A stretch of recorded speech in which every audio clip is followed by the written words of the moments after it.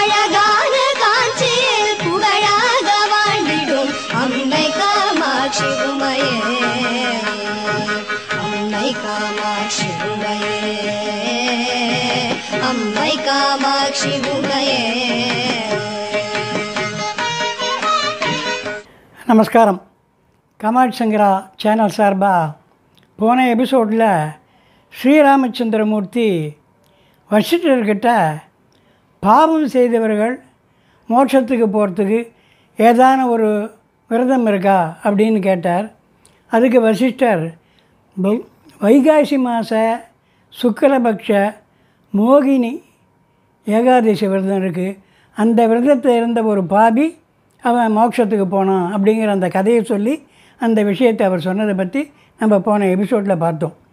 இப்போ இந்த எபிசோடில் மகாபெரிவா பஸ்மதாரணம், நாம் விபூதி எட்டுக்கிறோம் இல்லையா, எதுனால நாம் விபூதி எட்டுக்கிறோம் அப்படிங்கிறத பற்றி சொல்லிருக்கா, அழகாக சொல்லிருக்கா. அத்தோட நமக்கு ஆச்சாரியால் எந்த தெய்வத்தை உபாசனா மூர்த்தியாக வச்சுட்டு நாம் வணங்கணும் அப்படிங்கிறத பற்றியும் ரொம்ப அழகாக எடுத்து சொல்லிருக்கா. அதை தான் இந்த எபிசோடில் நாம் பார்க்க போகிறோம். அதுக்கு முன்னால் நான் வழக்கமாக கேட்குற கேள்வியை கேட்குறேன். காஞ்சி சங்கர மடத்தினுடைய பீடாதிபதிகளில் 3 பேருடைய அதிஷ்டானம் ஒரே இடத்துல இருக்குது, கும்பகோணத்தில், நமக்கெல்லாம் தெரியும். அதே மாதிரி 2 பேருடைய அதிஷ்டானம் 2 ஊரில் இருக்குது, வெவ்வேறு இடத்துல. அது எந்த ஊரில் இருக்குது? இதுதான் கேள்வி. இதுக்கான பதிலை எபிசோடு முடிவில் சொல்கிறேன். சரியாக இருக்கா பார்த்துங்கோ. இப்போ எபிசோடுக்குள்ளே போகலாம். மகாபெரிவா என்ன சொல்கிறா, ஆதி ஆச்சாரருடைய ஃபாலோ பண்ணக்கூடியவர்கள், இப்போதைய இளைஞர்கள், அவர் சொல்கிறது பல வருஷத்துக்கு முன்னால், ஆதி ஆச்சாரரை ஃபாலோ பண்ணக்கூடிய இப்போதைய இளைஞர்கள் நாமெல்லாம் ஸ்மார்த்தர்கள் அப்படிங்கிறத அறியாமல் இருக்கா அப்படின்னு சொல்கிறா. அத்தோடு என்ன சொல்கிறா, ஆதி ஆச்சாரியர்களை பின்பற்றக்கூடியவர்கள் தாங்கள் ஸ்மார்த்தருங்கிறது தெரியாததோடு மட்டும் இல்லை, அதை விட ஒரு பெரிய விஷயம், ஆச்சாரியால் நமக்கு எந்த ஒரு தெய்வத்தையும் உபாசனாமூர்த்தியாக வைக்காமல் எல்லா தெய்வங்களையும் சமமாக நினச்சி ஏகமாக நினச்சி தான் வழிபடணும் அப்படின்னு சொல்லிருக்கா அப்படிங்கிறது கூட தெரியாமல் இருக்கா. சில பேர் சிவபெருமானை தான் நம்மளை உபாசனாமூர்த்தியாக வச்சுருக்கா அப்படின்னு நினச்சிட்டு தங்களை சைவன்னு சொல்லிக்கிறா அப்படிங்கிறா மகாபெரிவா. அத்தோட என்னையே சைவ ஆச்சாரியார் அப்படின்னு நினைக்கிறவாளும் உண்டு அப்படின்னு சொல்லிவிட்டு அதுக்கு உதாரணமாக ஒரு விஷயத்தை சொல்கிறா. ஜப்பான்லேருந்து ஹிஜிமே நகுமோட்டா அப்படின்னு ஒரு ப்ரொஃபஸர் மகாபெரிவாளை பார்க்குறதுக்கு வரார். அவர் மகாபெரிவாளை தரிசனம் பண்ணிவிட்டு மகாபெரிவா கிட்ட என்ன சொல்கிறாருன்னா, நான் ஆதி ஆச்சாரியர்களோட சூத்திர பாஷ்யம் கீதா பாஷ்யம்லாம் படிச்சிருக்கேன், அதிலெல்லாம் அத்வைதம் தான் சொல்லியிருக்கே தவிர சிவனை பற்றி ஒன்றும் சொல்லலை. அப்படி இருக்கும்போது நீங்கள் ஏன் சைவமாக இருக்கீங்க அப்படின்னு கேட்டிருக்கார். அதுக்கு மகாபெரிவா கேட்டிருக்கார், எதை வச்சு என்ன சைவம்னு நீ சொல்கிற அப்படின்னு கேட்டிருக்கார். அதுக்கு அவர் பதில் சொல்லிருக்கார், நீங்கள் விபூதி தானே இட்டுக்கிறீங்க, நீங்கள் மட்டும் இல்லை, மற்ற சங்கராச்சாரியாரெலாம் விபூதி தான் இட்டுக்கிறீங்க, சிவ பூஜை தானே பண்ணுறீங்க, அத்வைதத்தில் சிவனோ விஷ்ணுவோ வஸ்தின்னு சொல்லலையே, நீங்கள் ஏன் அப்படி இருக்கீங்க அப்படின்னு கேட்டிருக்கார். அதுக்கு அவர் மகாபெரிவா பதில் சொல்லிருக்கார். அவருக்கு சொன்னதோடு இல்லை, நமக்கெல்லாம் சொல்லிருக்கார், லோகத்துக்கே சொல்லிருக்கார். ஒரு அற்புதமான விளக்கத்தை சொல்லிருக்கார் மகாபெரிவா. நம்மளாம் அவசியம் தெரிஞ்சுக்கணும். ஆதி ஆச்சாரியர் அவதாரத்துக்கு முன்னால் நம்ம தேசத்தில் சுமார் ஒரு 72 துர்மதங்கள் இருந்தது. சின்ன சின்ன மதங்களாக இருந்தது. அதை ஆதி ஆச்சாரியர் அதை நிராகாரம் பண்ணிட்டான். ஆனால் அப்போது அந்த காலத்தில் நம்ம தேசத்தில் இருந்த ஒரே பெரிய மதம் சனாதன தர்ம வைதிக மதம். 90% மேலே அதை தான் எல்லோரும் ஃபாலோ பண்ணிட்டுருந்தா. இன்னொரு மதம் பௌத்த மதம். அதை ஃபிலாசபியை படித்தவா கொஞ்சம் பேர் தான் அதை அனுசரிச்சுட்டு இருந்தா. 90% மேலே எல்லோரும் ஃபாலோ பண்ணிட்டு இருந்தது இந்த சனாதன தர்ம வைதிக மதம். அதை அனுசரித்தவாளுக்கு ஸ்மார்த்தர்கள்னு பேர். ஸ்மார்த்தர்கள்னால் ஸ்மிருதியை அனுசரிக்கக்கூடியவர்கள். ஸ்ருதிங்கிறது தர்மசாஸ்திரம். வேதங்களில் எங்கெங்கெல்லாம் தர்மங்களை சொல்லிருக்கோ அந்த தர்மங்களெல்லாம் அதெல்லாம் எடுத்து வகைதொகைப்படுத்தி ஒன்றுபடுத்திட்டு அதில் சொல்லாத தர்மங்கள் அதுக்கு அனுசரணையான தர்மங்களையும் சேர்த்து ஒவ்வொருத்தரும் என்னென்ன பண்ணணும் அப்படின்னு ஒரு சட்டமாக சொல்கிறது தான் தர்மசாஸ்திரம். ஒரு மாதாவினுடைய கர்ப்பத்தில் ஒரு ஜீவனானது சேர்ந்தவுடனே பண்ணக்கூடியது பும்சவனம் சீமந்தம் அப்படிங்கிற காரியம். அதுக்கப்புறம் குழந்தை பிறந்த உடனே அதுக்கு நாமகரணம் அன்னப்பிராச்சீனம். அப்புறம் அதுக்கு பிறகு உபநயனம் பண்ணுறோம். அதுக்கு பிறகு அவனுக்கு வித்யாரம்பம் பண்ணுறோம். அதுக்கு பிறகு வளர்ந்த பிறகு அவனுக்கு விவாகம் பண்ணுறோம். விவாகம் பண்ணி அவன் பெரியவனா வளர்ந்து அவனுக்கு குழந்தைகள்லாம் பிறந்த பிறகு அந்த குழந்தைகளுக்கான காரியங்கள் எல்லாம் பண்ணிகிட்டே இருக்கும். இப்படி இதுக்கெல்லாம் காரணமாக இருந்த அந்த தகப்பனாரானவர் அவர் வயசாகி அவர் மரணம் அடைஞ்ச உடனே அவருக்கு தகனன்றது பண்ணுறோம். இப்படி எல்லா காரியங்களும் ஒவ்வொருத்தரும் எப்படி பண்ணணுங்கிறத ஒரு சட்டமாக போட்டு கொடுத்துருக்கிறது தான் தர்மசாஸ்திரம். ஸ்மிருதின்னு பேர். இந்த ஸ்ருதியை யார் அனுசரிக்கிறாளோ அவள் தான் ஸ்மார்த்தர்கள்னு பேர். இன்றைக்கி வேத மதம் அல்லது இந்துக்கள்னு சொல்லக்கூடிய இந்த மதத்துக்கு ஆதி நாளில் அதை தான் பேருங்கிற மகாபிரிவா. இந்த வேத மதத்தில் சிவனை தான் துதிக்கணும் அல்லது விஷ்ணுவை தான் துதிக்கணும் அப்படிங்கிற மாதிரி எதுவும் சொல்லலை. வேதத்தில் எந்தெந்த தெய்வங்களை எல்லாம் சொல்லிருக்கோ அந்த தெய்வத்தையெல்லாம் சமமாக ஒரே தெய்வம்னு நினச்சி நம்ம உபாசனை பண்ணோம் அப்படிங்கிறது தான் தர்மசாஸ்திரம் சொல்கிறது. அதுதான் ஸ்மிருதின்னு சொல்லக்கூடியது. அது எப்படி சொல்கிறதுன்னு கேட்டால் ஒரே குடும்பமாக இருப்பா. ஆதித்யம் அம்பிகாம் விஷ்ணும் கணபதியும் மகேஸ்வரம் அப்படின்னு இந்த 5 தெய்வங்களையும் ஒரே தெய்வமாக நினச்சி ஒரே குடும்பத்தில் இருக்கிறவா இதை உபாசனை பண்ணுவா அந்த காலத்தில். அதுதான் ஸ்மார்த்தர்கள்னு பேர். அண்ணன் விஷ்ணு பக்தனாக இருப்பான், தம்பி சிவபக்தனாக இருப்பான், இன்னொரு தம்பி விக்னேஸ்வர பக்தனாக இருப்பான், அம்மா அம்பாள் பக்தியாக இருப்பாள். ஒரே குடும்பம், அவளுக்குள்ளே விவாகம் போக்குவரத்தெல்லாம் இருக்கும், அவளுக்கூட பேதம் எதுவும் இருக்காது. ஆனால் வெவ்வேறு தெய்வத்தை அவள் உபாசனை பண்ணிகிட்ருப்பா, இஷ்ட தெய்வமாக வச்சுட்டுருப்பா. இதுக்கு பஞ்சாயதன பூஜைன்னு பேர். இப்படி பூஜை பண்ணிகிட்ருப்பா. அவளுக்கு ஸ்மார்த்தர்கள்னு பேர். அந்த காலத்தில் அப்படி தான் இருந்தா எல்லாருங்கிற மகாபிரிவா. இந்த பஞ்சாயதன பூஜை பண்ணக்கூடிய எல்லா தெய்வத்தையும் தனித்தனியாக வணங்கக்கூடிய ஆளுக்கு வேதம்தான் அடிப்படை எல்லாத்துக்குமே. இந்த வேதம் சொல்லியிருக்கக்கூடிய காரியங்களை தான் இவள் பண்ணிகிட்டு இருப்பாள்.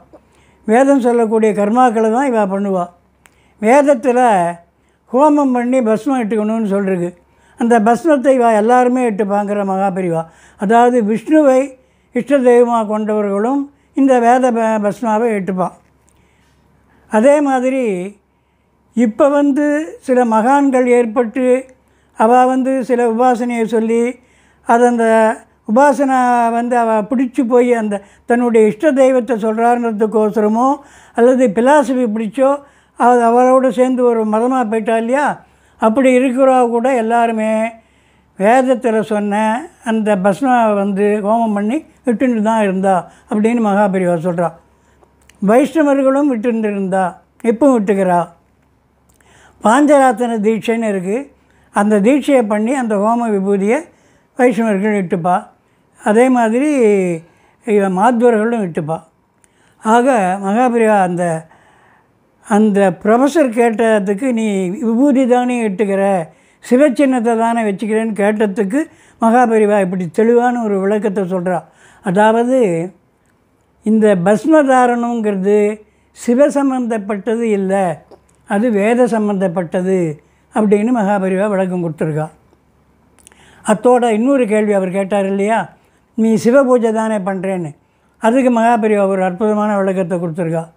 ஆதி ஆச்சாரியால் கைலாசம் போய் ஈஸ்வரனையும் அம்பாளையும் தரிசனம் பண்ணுறார். அப்படி தரிசனம் பண்ணப்போ ஈஸ்வரன் தன்னுடைய ஸ்வரூபமான பஞ்ச ஸ்படிகலிங்கத்தை ஆதி ஆச்சாரியனுக்கு கொடுக்குறா. அம்பாள் சௌந்தரியலகரியை கொடுக்குறா. இந்த ஸ்படிகலிங்கத்தையும் சௌந்தரலிங்கரையும் எடுத்துட்டு திருப்பவும் பூலோகத்துக்கு வந்துடுறார் ஆதி ஆச்சாரியார். வந்து பூலோகத்தில் 5 இடத்துல அந்த ஸ்படிகலிங்கங்களை அவர் வந்து ஸ்தாபிதம் பண்ணுறார். ஒரு லிங்கத்தை கேதார்நாத்லேயும், இன்னொரு லிங்கத்தில் நேபாளத்தில் பசுபதி க்ஷேத்திரத்துலேயும், இன்னொரு லிங்கத்தை சிதம்பரத்துலேயும் ஸ்தாபிதம் பண்ண ஆதி ஆச்சாரியால் மற்ற 2 லிங்கத்தை தான் ஸ்தாபிதம் பண்ண சிங்கேரியில் ஒரு லிங்கம் போகேஸ்வரன் பேர், அங்கேயும் இன்னொரு லிங்கத்தை யோகேஸ்வரர்னு சந்திரமௌலீஸ்வரன் சொல்கிறோமே அவரை காஞ்சிபுரத்தில் தன்னுடைய மடத்திலையும் ஸ்தாபிதம் பண்ணி அதை பூஜை பண்ணிட்டு வந்தார். மகாபெரிவா என்ன சொல்கிறார், ஆதி ஆச்சாரியர்கள் கைலாசம் போய் ஈஸ்வர அம்சமான லிங்கத்தை வாங்கி வந்து எப்படி சங்கர மடத்தில் வச்சாலோ பூஜைக்கு, அதே மாதிரி லட்சுமி நரசிம்மர் ஆதி ஆச்சாரியாளுக்கு சாலக்கிராமம் தன்னுடைய அம்சமான சாலக்கிராமத்தை கொடுத்தார். அதையும் கொண்டு வந்து காஞ்சி சங்கர மடத்தில் வச்சிருக்கார் ஆதி ஆச்சாரியார். ஆக காஞ்சி சங்கர மடத்தில் ஈஸ்வரனையும் அம்பாளையும் விஷ்ணுவின் அம்சமான சாலிகிராமத்தையும் விக்னேஸ்வரையும் சூரியனையும் வச்சு பஞ்சாயதன பூஜை தான் நடக்கிறது அப்படின்னு தெளிவுபடுத்திருக்கா. காஞ்சி சங்கர மடத்தில் நடக்கிற பூஜை பஞ்சாயதன பூஜைன்னு பேர். அதே மாதிரி ஆதிசங்கர ஸ்தாபிதமான சங்கர மடங்கள் எல்லாமே பஞ்சாயதன பூஜை தான் நடக்கிறது. இங்கே காஞ்சி சங்கர மடத்தில் பஞ்சாயதன பூஜை பண்ணுறதோட நவராத்திரி உண்டு, சிவராத்திரி உண்டு, ஸ்ரீராமநவமி உண்டு, கிருஷ்ண ஜெயந்தி உண்டு, நரசிம்ம ஜெயந்தி உண்டு. ஆக பேதமே கிடையாது, எல்லா தெய்வத்தையும் வந்து இங்கே பூஜை பண்ணுறோம் அப்படின்னு சொல்லிவிட்டு ஸ்மார்த்தர்களாகிய நாம் எல்லாருமே எல்லா தெய்வத்தையும் தான் பூஜை பண்ணணும், எல்லா தெய்வத்தையும் ஒன்றுன்னு நினைக்கணும், சமமாக நினைக்கணும், பேதம் பார்க்கக்கூடாதுங்கிற அப்படியே தான் இப்போ எல்லோரும் இருந்துன்னு இருக்கும். அது நம்ம சந்தோஷப்பட வேண்டிய ஒரு விஷயம். இப்போ எந்த விதமான பேதமும் கிடையாது, எல்லோரும் சைவ வைஷ்ணவா எல்லோரும் எல்லா தெய்வத்தையும் வந்து வணங்குகிறோம், சந்தோஷமாக தான் ஒத்துமையாக தான் இருக்கும். இதுக்கெல்லாம் தெரியாத ஒரு விஷயத்தை இப்போ சொல்கிறேன் அப்படின்னு சொல்லிவிட்டு மகாபெரிவா ஒரு விஷயத்தை சொல்கிறா. அதாவது வைஷ்ணவர்களில் வீர வைஷ்ணவர்கள் உண்டு, சைவர்களில் வீர சைவர்களும் உண்டு. அவள் வீர வைஷ்ணவன்னா அவள் சிவன் கோயிலுக்கே போக மாட்டாள், அவள் வந்து பெருமாளை தான் சேவிப்பாள். அப்படிப்பட்ட வீர வைஷ்ணவர்களில் அத்வைத வைஷ்ணவர்கள்னு இருக்கா. அவளுக்கு யார் குருன்னா காஞ்சி சுவாமிகள் தான். எனக்கே தெரியும், காஞ்சி மடத்தில் மகாபெரிவா கிட்ட பக்தி சுத்தியோட சாரியார்னு வச்சுப்பா, ஜீவியாச்சாரியார்னு ஒருத்தர் பக்தர், அவர் மகாபெரிவா தான் குரு. அவர் வந்து சங்கர மடத்தில் எந்த விதமான விசேஷங்கள் நடந்தாலும் ஜெயந்தியோ ஆராதனையோ பெரிய பெரிய வித்வான்களாக கூட்டு வந்துச்சு கச்சேரி பண்ணுவார். காமாட்சி கோயிலையும் நவராத்திரியும் போது 10 நாளும் அவர் வந்து வித்வான்களை கூட்டு வந்து கச்சேரியெல்லாம் பண்ணுவார். மகாபக்தி மகாபெரிவா கிட்ட அவள் பக்தி சொல்ல முடியாத பக்தி. மகாபெரிவா என்ன சொல்கிறா, ராமானுஜருடைய இதை விசிஷ்டாத்வைதத்தை ஃபாலோ பண்ணக்கூடிய வைஷ்ணவர்கள் கூட இப்பெல்லாம் சிவன் கோவிலுக்கு போகிறா, சிவன் கோவிலுக்கு போகிறவா இருக்கா. அப்படிப்பட்ட ஒரு இந்த காலத்தில் சிவன் கோவிலுக்கே போகாமல் வீர வைஷ்ணவாக இருக்கக்கூடிய சில பேர் வந்துருக்கு. யார் குருன்னு கேட்டால் அவளுக்கு நான் தான் குரு, அவள் பரம்பரையாக அவள் குடும்பங்கள்லாம் என்னை தான் குருவாக வச்சுட்டுருக்கு அப்படின்னு சொல்லிவிட்டு, அதே மாதிரி வீர சைவர்கள்னு இருக்கா. அவளுக்கு வந்து சிவன் கோவிலுக்கு தான் போவாள், விஷ்ணு கோவிலுக்கு போக மாட்டாள். ஆனால் அவளுக்கு குரு யாருன்னு பார்த்தா மகாபெரிவா, அதாவது காஞ்சி சுவாமிகள் தான் பெரியவா. இதையும் மகாபெரிவா சொல்லிருக்கா. இப்படி 2 இடத்துலையும் அவளுடைய ஒரு தெய்வமாக வச்சுக்கக்கூடியது, அனுஷ்டான தெய்வமாக வச்சுக்கக்கூடியது வெவ்வேறையாக இருந்தாலும் குருன்னு வச்சுக்கிறது அவள் வந்து காஞ்சி சுவாமிகளை தான் அப்படிங்கிறத மகாபெரிவா தெரியப்பட்டிருக்கா. நான் சொன்னேன், இந்த டிவி ஆச்சாரியார் அது மாதிரி இன்னும் சில வைஷ்ணவர்கள்லாம் இருந்திருக்கா மடத்தில், இப்போ இருக்கா. அவளுக்கு குரு வந்து காஞ்சி சுவாமிகள் தான். அவர் வந்து மகாபெரிவா கிட்ட சொல்ல முடியாத ஒரு பக்தி, புது பெரிவான்னு சொல்லக்கூடிய ஜெயேந்திர சுவாமிகிட்ட ரொம்ப பக்தி. அவர் வந்து காலமாயிட்டார். அவர் காலமான பிறகு நான் போயிருந்தேன். அப்போ பார்த்தப்போ அவருடைய குமாரர் சொன்னார் என்கிட்ட, பெரியவா கிட்ட அவளுக்கு வந்து சொல்ல முடியாத பக்தி இல்லையா, இந்த மாதிரி புது பெரியவா வந்து சித்தியானதை தாங்காமல் தான் இவர் வந்து காலமாயிட்டார் அப்படின்னு சொல்லி வருத்தப்பட்டார். அந்த அளவுக்கு பக்தி கொண்டவர்கள் அவரெல்லாம் அவர் வைஷ்ணவர். அதனால் மகாபெரிவா சொன்ன மாதிரி தெய்வம் ஒன்றென்றிரு, தெய்வம் ஒன்றென்றிரு அப்படின்னு நம்ம எல்லா தெய்வத்தையும் வணங்கி எல்லாரும் எல்லா க்ஷேமத்தையும் அடையணும்னு பிரார்த்தனை பண்ணிப்போம். இப்போ நான் ஆரம்பத்தில் கேட்ட கேள்விக்கான பதிலை சொல்கிறேன். காஞ்சி சங்கர மடத்தினுடைய 2 பீடாதிபதியினுடைய அதிஷ்டானம் 2 இடத்துல இருக்குதுன்னு சொன்னேன் இல்லையா? ஒன்று காஞ்சிபுரம், இன்னொரு அதிஷ்டானம் 2 பேர் இருக்கிறது கலவை. அங்கே 66வது பீடாதிபதிகள், அவர் பேரும் சந்திரசேகரேந்திர சரஸ்வதி சுவாமிகள். 67வது பீடாதிபதிகள் மகாதேவேந்திர சரஸ்வதி சுவாமிகள், அவர்களுடைய அதிஷ்டானமும் அங்கே தான் இருக்குது. இப்போ இந்த வாரம் காஞ்சிபுரம் காமாட்சி கோவில் நடக்கக்கூடிய முக்கிய நிகழ்ச்சியை பார்ப்போம். 6ஆம் தேதி வெள்ளிக்கிழமை தங்கரதம், 10ஆம் தேதி செவ்வாய்க்கிழமை பௌர்ணமி பூஜை, தங்கரதம், மகாபெரிவா ஜெயந்தி அன்னைக்கு. 11ஆம் தேதி வசந்தோற்சவம் ஆரம்பம், 12ஆம் தேதி வசந்தோற்சவம் புதன்கிழமை வியாழக்கிழமை 2ஆம் நாள். அன்னைக்கு பாலபெரிவா சந்நியாச ஆசிரமம் வாய்ந்த அந்த தினம் விசேஷமானது. அடுத்த வாரம் வேறு சில முக்கிய நிகழ்ச்சிகளோடு சந்திப்போம். மகாபெரிவா பாதாரந்தங்களே சரணம். ஹரஹர சங்கர, ஜெய ஜெய சங்கர, ஜெய ஜெய காமாட்சி.